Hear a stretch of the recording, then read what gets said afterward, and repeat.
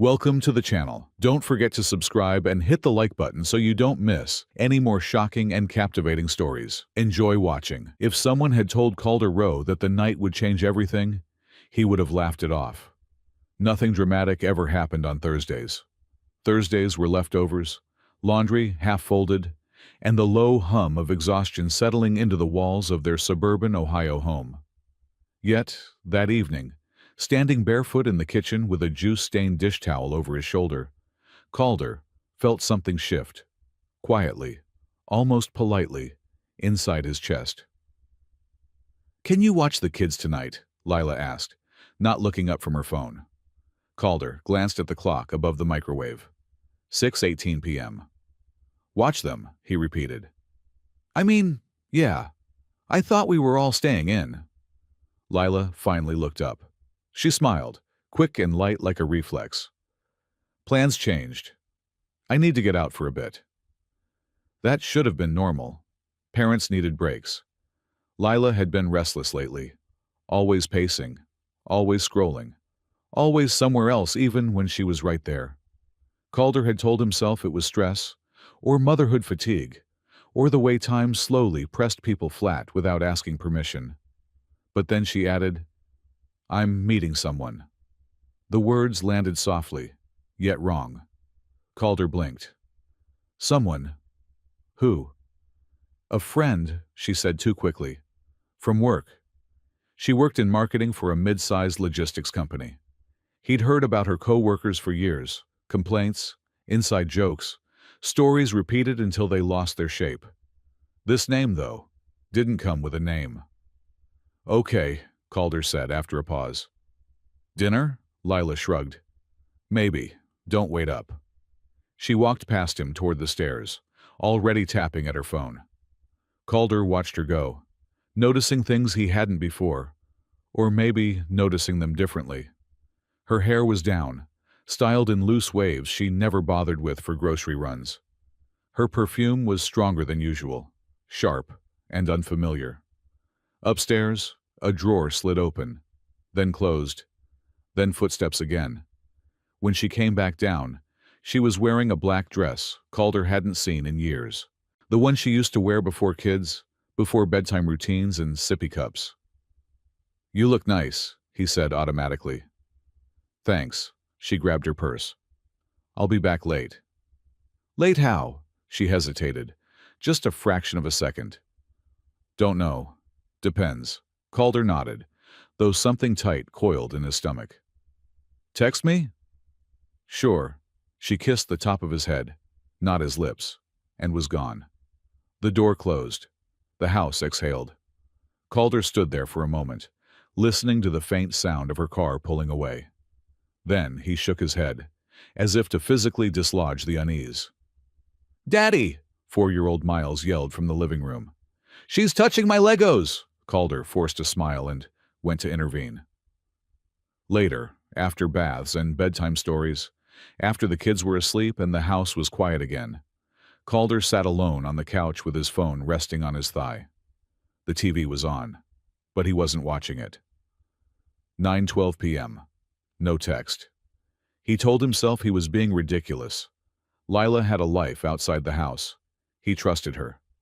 They had built something together. 8 years of marriage, 2 kids, a mortgage, a routine so familiar it sometimes felt invisible. Still, when his phone buzzed, his heart jumped. Lila. Still out. All good. That was it. No heart emoji, no miss you, no explanation. Calder typed back, "Okay, kids are asleep." 3 dots appeared, then disappeared. No reply. He didn't sleep well that night. He dreamed of standing in a crowded room, calling Lila's name while everyone else stared at him like he didn't belong there. The next morning, Lila came home just before sunrise. Calder was awake, sitting at the kitchen table with a mug of coffee gone cold. He hadn't planned to wait up. He just couldn't turn his mind off. The front door clicked open. Lila stepped in quietly, heels in her hand. She froze when she saw him. "Oh, you're up." "Yeah," he said. "You okay?" "Fine." She avoided his eyes, setting her purse down. "Just tired." Calder studied her face. Her makeup was slightly smudged, like she'd rubbed her eyes too hard. There was a faint redness on her neck. Not lipstick, he told himself immediately. Just irritation. Heat. Anything else. "Did you have fun?" he asked. She paused. "It was nice. Nice." She went upstairs without another word. Calder stayed at the table long after he heard the shower start. That day, he couldn't focus at work. Calder was a data analyst. Numbers, patterns, logic. He believed in explanations, causes and effects. His mind kept circling the same, small, impossible question. Why hadn't she just said dinner with a coworker? That night, and the next week, it happened again. "Can you babysit Friday?" Lila asked casually on Tuesday, scrolling through her phone. "Babysit," Calder swallowed. "Sure, same friend?" She didn't look up. "Yeah, this time." She wore red. Calder didn't say anything. He didn't accuse. He didn't ask to come along. He told himself that marriages survived worse than a few unexplained evenings. But something inside him had started to watch.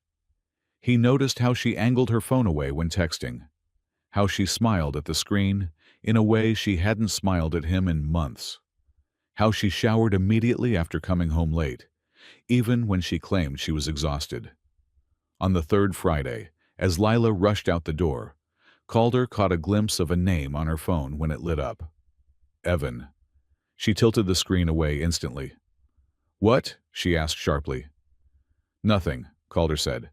"Drive safe." The door closed. Calder stood there, heart pounding, replaying the moment over and over. Evan. Not a woman.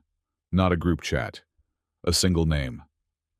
That night, after the kids were asleep, Calder did something he'd never done before. He opened his laptop and began to pay attention. Not to prove anything yet. Just to understand what was happening in his own house while he was babysitting.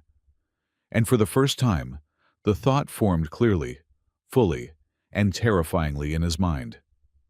What if this isn't a misunderstanding at all? Calder had always trusted patterns more than people. People lied, sometimes to protect themselves, sometimes out of fear, sometimes just because lying was easier than explaining the truth. Patterns, on the other hand, didn't care about feelings.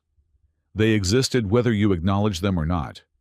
And once Calder started looking, the pattern was impossible to ignore. Lila's late nights became predictable. Every Friday, sometimes Wednesdays, always with the same vague explanation. Work friend, marketing drinks, networking. Never names, never details, and never an invitation. Calder stopped asking. Instead, he observed. He noticed that on the days she went out, she barely spoke to him. Conversations were functional. "Did you pick up milk? Miles has soccer. Don't forget Ava's lunch." Emotional distance disguised as efficiency. When she came home late, she smelled different. Not perfume, something sharper. Soap, maybe. Men's cologne, his mind whispered once, cruelly, before he shoved the thought away. Still, his chest tightened every time. One Wednesday afternoon, Calder came home early. His manager had let him off after a client call was canceled. The house was quiet. Too quiet. Lila's car was in the driveway. He stepped inside and heard her voice upstairs. Laughing. Not a polite laugh. Not the tired half-smile she gave him these days. A real one. Calder froze at the bottom of the stairs. "That's not fair," Lila said, her voice light. "You know I can't just—" A pause. Then softer. "I miss you too." Calder's heart slammed against his ribs. He didn't move. Didn't breathe. Just listened as footsteps crossed the bedroom, the sound of a door closing. A phone call. She came downstairs 10 minutes later and startled when she saw him.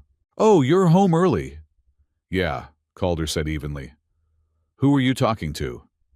Her eyes flicked, just once, to the stairs. "Work, you know, client stuff." He nodded. That was the moment something fundamental broke. Not loudly, not dramatically, just quietly. That night, After she fell asleep, Calder lay awake staring at the ceiling. His thoughts weren't racing anymore. They were slow, deliberate. If he confronted her now, she'd deny it. If he accused her without proof, she'd make him the problem. If he ignored it, he'd lose himself. So he chose the only option that made sense. He waited. Calder didn't snoop at first. He hated himself even for considering it. But suspicion has weight, and eventually, it presses you into decisions you never thought you'd make. The opportunity came 2 weeks later. Lila left her phone on the kitchen counter when she rushed upstairs to shower. It buzzed once, then again. Calder stood there, staring at it like it might explode. He told himself he was just checking the time. The screen lit up. Evan. Last night was hard to walk away from. Calder felt like the air had been punched out of him. He didn't open the message. He didn't scroll. He didn't touch anything else. He locked the phone and stepped away, hands shaking. That sentence replayed in his head over and over. Hard to walk away from. Not work. Not networking. Not dinner. Her. For the next few days, Calder moved through life like a ghost. He packed lunches. He drove the kids to school. He nodded at coworkers. He even laughed at something his boss said. Inside, he was cataloging evidence. He checked bank statements. Nothing obvious. But cash withdrawals on nights she went out. Small amounts. Careful. He checked the shared calendar. Events deleted. Then re-added with vague labels like dinner or meeting. He checked her social media. No posts, no tags. But Evan existed. Marketing manager, divorced. One kid, part-time custody. His profile was public. Calder stared at the photos longer than he should have. Evan was tall, athletic, smiling in a way that felt infuriatingly easy. The kind of man who looked like he'd never had to beg for attention. Calder closed the laptop and sat in the dark. Maybe it's emotional, he told himself. Maybe nothing physical has happened. But then came the babysitting. Friday? Lila asked, already reaching for her purse. Calder looked at her, really looked at her, and realized how comfortable she was with the lie. Sure, he said. Have fun, she paused. You're okay with this, right? The question wasn't concern. It was testing boundaries. I trust you, Calder said quietly. The lie tasted bitter. That night, after she left, Calder did something new. He followed her. He waited 10 minutes, then grabbed his keys and drove a few cars back, keeping his distance. His hands were steady on the wheel. His heart was not. Lila didn't go downtown like she usually claimed. She went to a restaurant near the river, intimate, dimly lit. Not the kind of place co-workers went after long days. Calder parked across the street. He saw Evan before he saw Lila. Evan stood when she walked in, smiled, hugged her. Too long, too familiar. Calder watched as she laughed, touched Evan's arm, leaned in close. The world narrowed. He didn't go inside. He didn't cause a scene. He didn't cry. He sat in his car and recorded the time, the place, the date. Then he drove home and put his kids to bed. When Lila came home later that night, glowing, she found Calder sitting at the kitchen table again. You're up a lot lately, she said lightly. Just tired, he replied. She kissed his cheek. This time, he didn't pretend it felt normal. Calder knew now, but knowing wasn't enough. He needed the truth, complete, undeniable, impossible to twist. And in the back of his mind, something else was forming. Not anger, not yet. A plan. Calder stopped pretending everything was fine, not outwardly. He still packed lunches, still showed up at school events, still answered Lila's questions with calm, measured words. But inside, the part of him that had once hoped this was all a misunderstanding had gone quiet. Hope had been replaced by certainty, and certainty demanded action. He didn't rush. Calder had learned that people revealed the most when they believed they were safe. So he gave Lila exactly that: comfort, routine, and the illusion of control. He even volunteered to babysit, without being asked. Go, he told her one Thursday evening when she hesitated by the door. You've been stressed. You deserve time. Lila studied him, suspicious for a heartbeat. Then relief softened her face. Thank you, she said, and meant it. Calder watched her leave, wondering how easily gratitude replaced guilt. That night, while she was gone, he logged into the family tablet, still synced to her accounts. He hadn't touched it before. Crossing that line felt permanent. There were messages this time. Not all of them. Just enough. Inside jokes, late-night confessions, references to moments Calder had unknowingly enabled by staying home with the kids. I hate lying to him. I never meant for this to happen. But I feel alive with you, Calder read, until his hands stopped shaking. He didn't screenshot. He didn't forward. He didn't confront. Instead, he closed the tablet and exhaled slowly. Now he knew not just that she was cheating, but how. Emotionally first, physically later, justified by loneliness, enabled by his trust. That mattered, because it told him exactly who she had become. The confrontation happened 2 weeks later.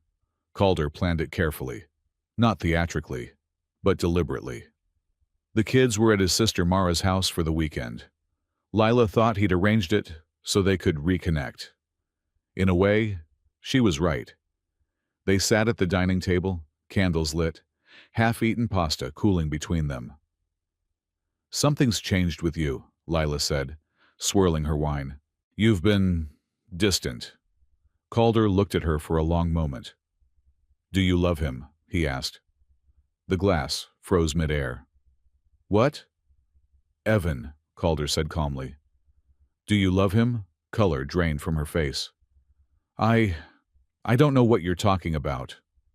Calder reached into his pocket and placed his phone on the table. He didn't unlock it. He didn't need to. I followed you, he said. I saw you together. I read the messages. Silence stretched between them, heavy and suffocating. You spied on me, she whispered. No, Calder said. You invited me into it every time you asked me to stay home so you could leave. Her eyes filled with tears, not of regret, but panic. It wasn't supposed to happen like this, she said. I was lonely. You were always working. We stopped seeing each other. Calder nodded slowly. So you replaced me. That's not fair. It's accurate. She stood, pacing. I never meant to hurt you. I just needed something for myself. Calder felt the last thread snap. You didn't need something, he said quietly. You took it. And you took it from our family. She cried then, real tears.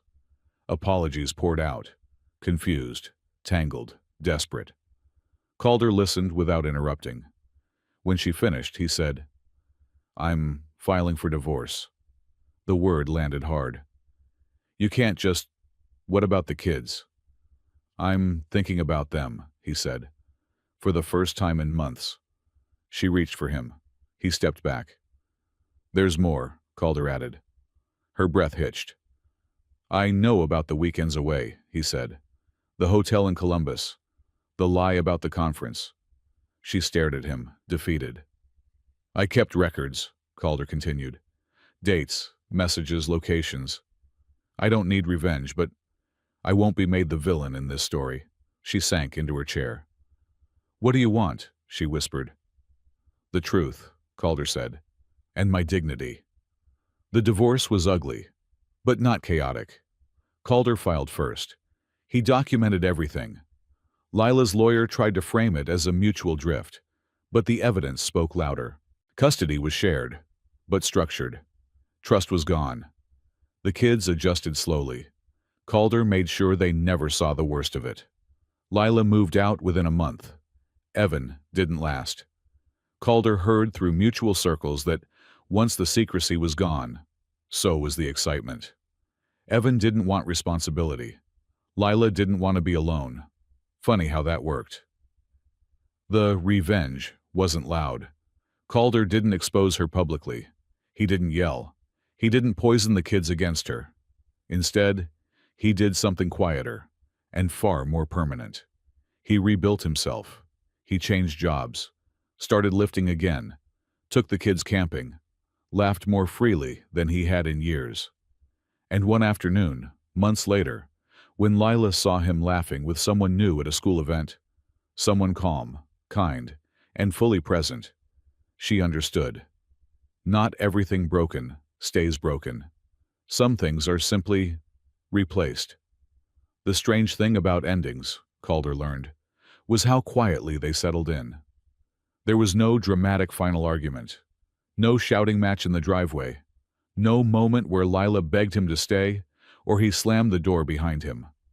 Life simply rearranged itself, piece by piece, until the shape of his days no longer included her in the center. The divorce finalized in early spring. Calder remembered the date not because it hurt, but because he felt light, like he'd been holding his breath for months and had finally exhaled. He left the courthouse alone, got into his car, and sat there for a minute with his hands on the steering wheel. The sky was pale blue, the kind that suggested possibility without promising anything. That was enough. Co-parenting was awkward at first. Lila tried to be friendly, too friendly. Texts about the kids slipped into small talk, comments about memories they shared, jokes that used to belong only to them. Calder didn't bite. He kept everything polite, brief, focused on the children. Boundaries weren't punishments. They were protections, and he needed them. Once, during a pickup, Lila lingered by his car. "You seem different," she said softly. "I am," Calder replied. She nodded, eyes lingering on him. He was in better shape now. Not just physically, though that was obvious, but in the way he carried himself. Shoulders back, voice steady. No apology in his posture. "I miss us," she admitted. Calder didn't answer right away. Then, honestly, "I don't." That was the last personal conversation they ever had. The kids adjusted in their own way. Miles asked fewer questions than Calder expected. Ava asked more. Calder answered carefully, truthfully, without cruelty. He made sure they knew one thing above all else. They were loved, and none of this was their fault. On the weeks they stayed with him, the house felt fuller, louder, warmer. Calder cooked more, burned some meals, laughed at himself. He learned that peace didn't mean silence. It meant honesty. The final, quiet twist came months later. Calder ran into Evan by accident at a grocery store. The recognition was instant and uncomfortable. "Calder," Evan said, stiff. "Hey," Calder nodded. "Evan." They stood there, two men in the frozen food aisle, the past hovering between them like condensation. "I just want to say," Evan began. "I never meant to—" Calder raised a hand. "You don't owe me anything," Evan blinked. "I don't?" "No," Calder said. "You showed me who my wife was. That mattered," Evan swallowed. "It didn't work out." "I know." Calder picked up a bag of frozen vegetables and turned away. And just like that, the last thread dissolved. A year after the divorce, Calder stood in the same kitchen where it had all begun. The house looked different now. Lighter colors, new furniture, different energy. The kids were in the backyard, laughing. Calder poured coffee and leaned against the counter, feeling something he hadn't felt in a long time. Contentment. Not because he'd won, but because he'd chosen himself without becoming bitter. That, he realized, was the real revenge.